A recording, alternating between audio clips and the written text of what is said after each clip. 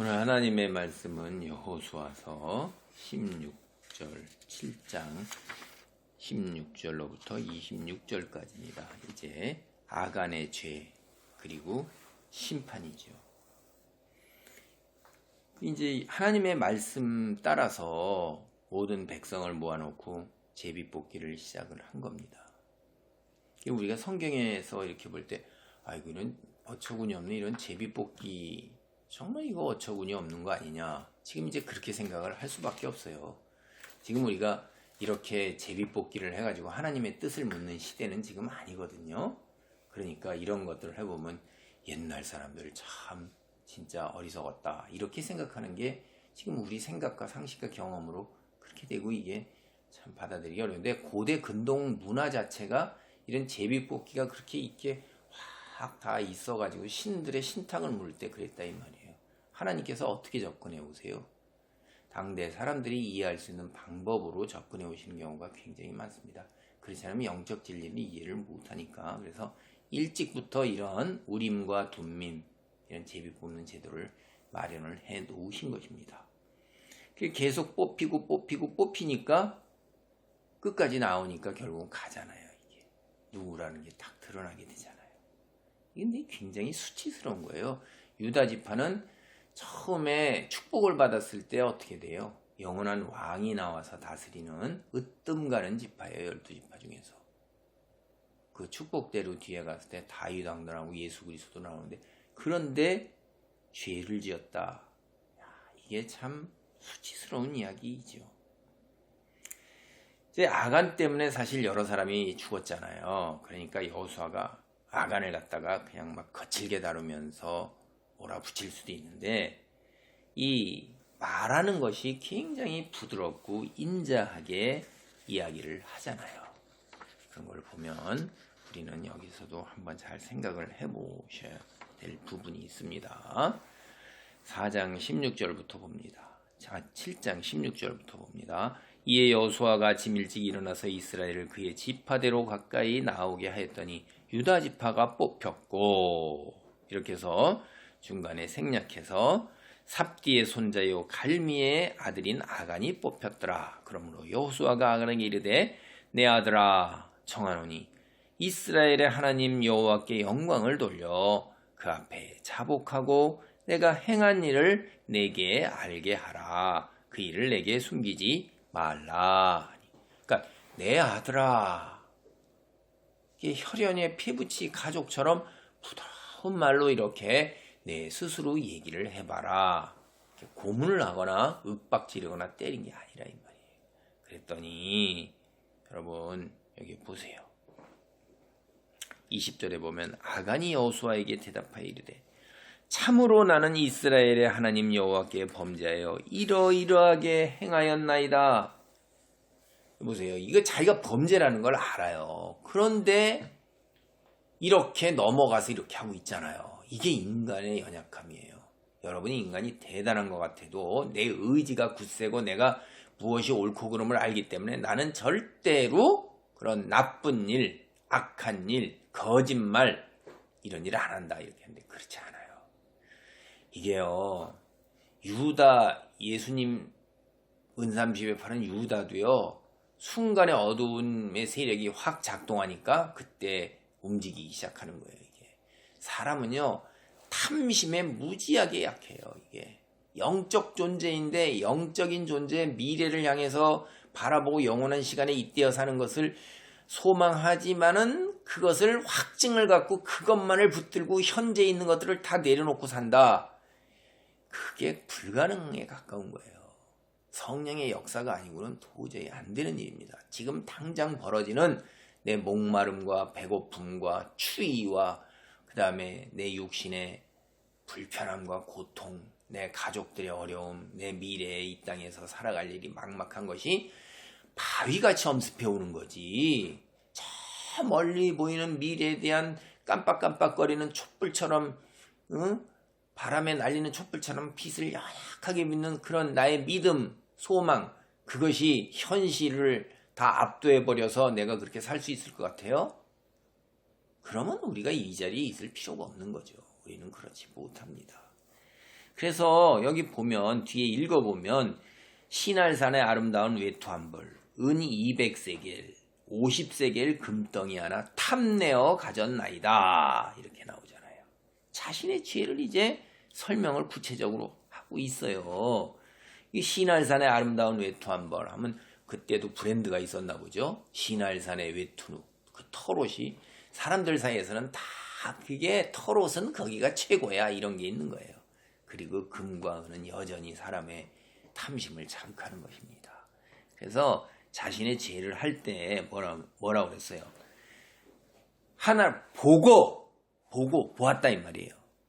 그 다음에 탐내어 욕심을 냈다 이 말이에요. 그리고 가졌나이다 취했다 이 말이에요. 그러니까 보고 욕심을 내고 그리고 가졌어요. 이것이 무엇과 똑같아요?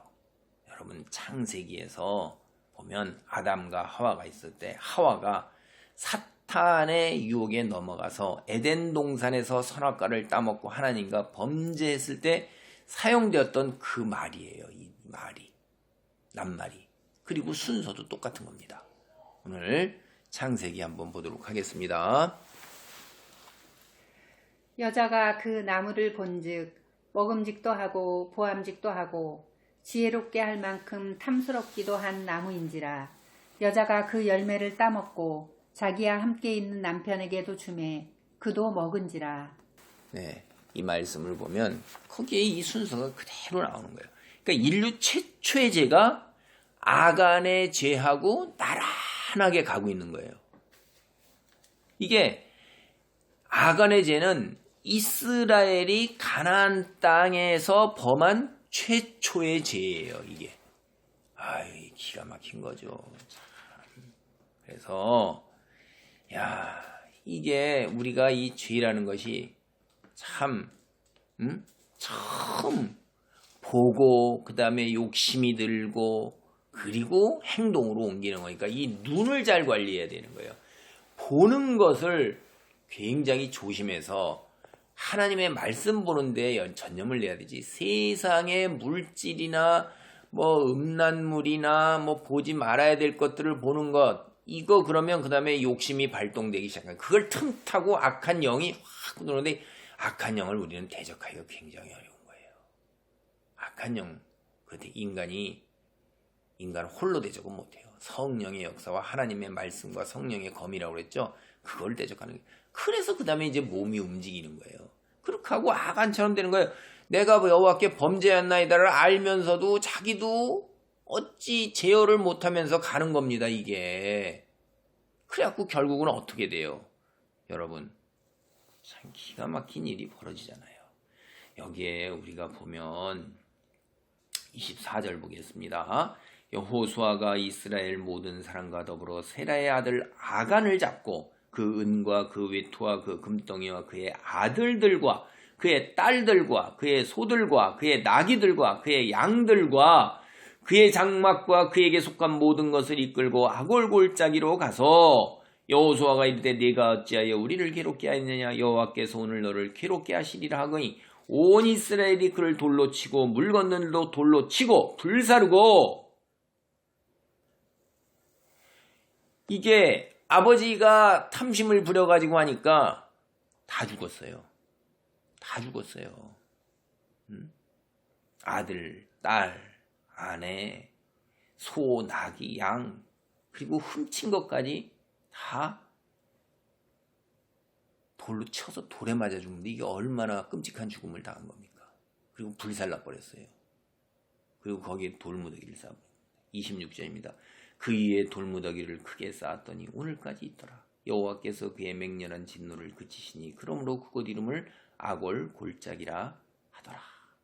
여기에 보면 이게 아골이라는 말이 괴롭게 하다는 말이에요. 근데 여기 이 땅에 여기에서 괴롭게 하다는 말이 많이 나오죠. 내가 어찌하여 우리를 괴롭게, 오늘 너를 괴롭게 하라. 그것을 괴롭게 하는 골짜기라. 괴롭다 계속 반복되는 거예요. 여러분 범죄를 저지르고 평안할 리가 없어요. 그래서 고난의 골짜기, 아골의 골짜기 이렇게 된 거예요. 이제 이건 우리가 이렇게 보기만 하면 이스라엘 사람들은 경고가 되는 것입니다. 아간이 될 수 있는 자들에게, 우리 모두가 아간이 될 수 있는 자들에게 하나님께서 교훈을 주시는 거예요. 오늘날 이런 일이 벌어졌을 때 아간처럼 돌로 쳐서 죽여라, 이런 거 아니에요. 성경은 이걸 기록해 놓고 있는 것은 이스라엘 백성 모든 인류에게 하나님을 믿는다면서도 진실하게 살지 못하는 것을 돌아보면서 내 결국 괴로움에 빠진다. 지금 내가 편안하고 쾌락에 그리고 풍요로움 속에 그것을 행하는 것 같지만은 그것으로 인해서 여호와께서 괴로움을 당하신 것처럼, 그리고 믿는 자들을 괴롭게 하신 것처럼 내가 괴로움을 당한다. 멸망에 이른다. 파멸에 이른다. 교훈을 깨달으면서 아간이 되지 말라 하는 거예요. 여러분, 우리 반면교사나 타산지석이라는 말이 있어요. 벌어진 일을 보고서 그것을 깨닫고 교훈 삼아서 똑같은 일을 반복하지 말아야죠. 만약에 똑같은 일을 다시 또 그렇게 반복을 하면 그거 죄송해요. 세상 사람들은 그건 뭐라 하냐면 닭머리다, 새머리다, 머리가 무지하고 교훈도 받지 못한다, 이런 얘기를 하는 거예요. 사실이 그렇죠. 물고기 머리다. 한 대 맞고 뒤돌아서서 또 맞아요. 왜 맞았는지 금방 잊어버리니까. 얼마나 어리석은 겁니까? 사람이라고 할 수가 없는 거예요. 여러분, 그럼 우리가 신명기를 보면 이렇게 돼 있어요. 신명기에 24장 16절에 하나님께서 뭐라고 그러냐면, 아버지는 그 자식들로 말미암아 죽임을 당하지 않을 것이요 자식들은 그 아버지로 말미암아 죽임을 당하지 않을 것이니 각 사람은 자기 죄로 말미암아 죽임을 당할 것이니라. 이렇게 하나님이 선언하시고 가르쳐 주셨어요. 근데 율법이 그렇다 이 말이에요. 그런데 이거 율법하고 어긋나지 않습니까? 어긋날 리가 없는 거예요. 여러분, 헌법이 먼저예요. 그 밑에 형법과 형사소송법, 아니 밑에 대통령이나 장관의 시행 규칙이 먼저예요. 여기 하나님이 세우신 율법보다도 이스라엘이 지금 뭘 하고 있는 거예요?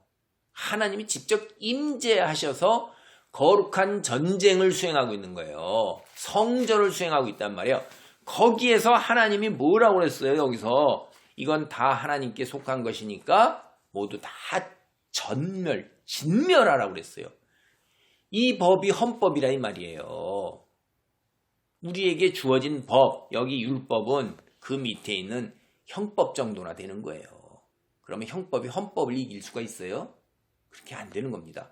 지금 하나님이 임재하셔서 거룩한 성전을 하면서 진멸법을 선포를 했는데 그 법을 어기면 그 밑에 있는 너희가 앞으로 살면서 지켜야 할 법이 이러한 것이니라 라고 십계명을 주고 십계명을 풀어서 설명한 나머지 많은 그 지켜야 될 것들, 그것이 우선될 수는 없다는 거예요.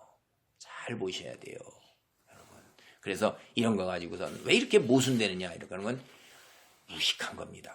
제대로 알지도 못하면서 하나님을 믿고 싶은 마음이 없으니까 핑곗거리를 찾는 인간들이 지 무식한 거는 모르고 이런 핑곗거리 찾아갖고 그러니까 하나님은 안 계신 거야, 성경은 엉터리야, 지어낸 거야, 이따위 얘기를 하고 있는 거예요.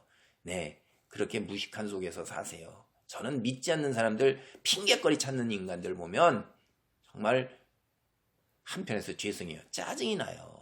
믿고 싶지 않으면 그냥 난 믿고 싶지 않아 이러지, 뭘 그걸 말도 안 되는 핑곗거리, 자기의 무식함만 드러내는 걸 핑곗거리를 대고 그렇게 얘기하는 건지 얘기하고 싶지도 않습니다. 여러분, 광야 생활을 할 때 우리가 이스라엘이 죄를 범했을 때는 하나님이 치셨어요. 재앙으로 죽었어요. 그게 우리가 앞에 민수기, 신명기 이런 다른 거에 보면 출애굽기 보면 다 나오는 거예요. 그런데 이번에는 어떻게 됐어요? 하나님이 떠나버리셔요. 그래갖고선 여리고성에는 하나님이 동행하셨는데 아이성을 칠 때 하나님 계시질 않아요. 그래서 망한 거예요. 하나님의 부재가 되는 겁니다. 이거 여러분, 하나님이 함께 하시느냐 안 하시느냐가 믿는 자들이 세상 사람들과 얼마나 차별되고 구별되느냐 하는 거예요. 하나님이 여러분 함께 하십니까? 여러분 삶 속에 하나님의 말씀이 함께 있습니까? 여러분이 하나님 말씀에 순종하면 하나님의 통치를 받는 거고 거기에 하나님이 함께 하시는 것입니다. 여러분이 하나님 말씀을 무시할 때 여러분은 하나님의 통치를 떠나 있는 거예요. 세상의 자기 기준 그 속에 있는 것입니다. 그래서 하나님의 백성이냐 아니냐 하는 것은 하나님이 함께 계시느냐 아니느냐 그게 결정적인 겁니다. 여러분 여기서 우리는 오늘 아간의 죄와 심판에서 첫째로 무조건 하나님 말씀에 순종해야 된다는 거예요. 토달지 마세요.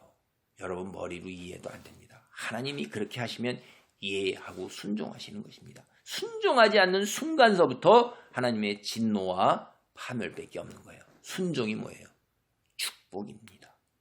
두 번째, 우리가 범죄에서 안타깝게 멸망에 이르지만 아간은 자신의 죄를 솔직하게 고백하고 죄값을 받았어요. 죄를 고백하고 처벌을 죄값을 받는 것, 이것은 우리 믿는 자들은 죄를 범할 때 당연히 이런 모범적인 사례를 따라야 되는 거예요. 참 기가 막힌 모범인 것입니다. 죄를 짓지 않는 것이 가장 이상적인 것이고 죄를 지었을 때는 이렇게 솔직하게 고백하고 죄값을 받아야 되는 거예요. 이 아간의 이야기가 라합의 이야기하고 성경에 여기 보면 한 쌍이에요. 이게 두 개가. 왜 이게 쌍을 이룰까요? 생각해 보세요. 하나님의 택하신 백성으로 세상을 심판해야 되는 자가 하나님의 진노의 대상이 됐고 심판을 받아버렸어요. 그리고 심판을 받고 멸망에 이를 자는 구원을 받았어요.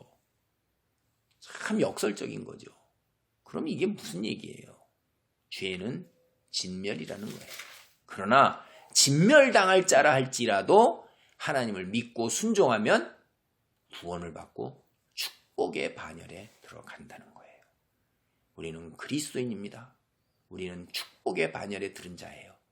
만약에 우리가 하나님께 범죄를 하면 우리는 아간과 같이 심판을 행해야 할 자가 하나님 예수 그리스도와 더불어 앞으로 세상을 다스려야 할 자가 세상의 심판을 받고 다스림을 받는 자로 굴러 떨어진다는 거예요. 그래서 믿음 가운데, 깨달음 가운데, 말씀 가운데 철저한 순종으로 하나님의 놀라운 은혜와 축복을 온전하게 누리시기 바랍니다. 아멘. 하나님 감사합니다. 세상에 아버지 하나님의 택함 받았다 해서 모든 것이 보장되는 것이 아니고 하나님의 진멸의 대상이라고 해서 반드시 진멸되는 것도 아님을 깨닫습니다. 내가 하나님 편에 서서 하나님께 철저하게 순종할 때에 축복이 주어지고 영생이 주어짐을 깨닫습니다. 그런 자리에 있도록 능력을 주시고 말씀 가운데 머물 수 있도록 어둠의 세력으로부터 보호하시고 인도하여 주옵소서. 예수님의 이름으로 기도하옵나이다. 아멘.